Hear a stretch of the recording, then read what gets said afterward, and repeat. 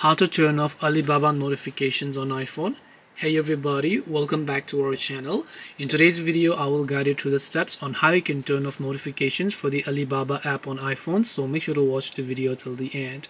If you want to turn off Alibaba app notifications, all you have to do is go ahead and then basically, first of all, open the settings application on your iPhone. Once you launch the settings app, just go to the option called notifications. Under notifications, under the notification style, you'll most likely find the Alibaba application if you have turned it on. Now, in case you don't find them here, now if you do find them here, you can tap on it and turn off the notifications like that. But in case you don't find that, you have to go to this option here known as Siri suggestions. Under Siri suggestions, you'll find the application called Alibaba.com, where if you just turn off the toggle like this, notifications for that application will get successfully turned off, and you will not receive any notifications unless you open the app. This way you should be able to turn off notifications for Alibaba on iPhone. Hope this video was very helpful. If you have got any questions, then feel free to leave them down.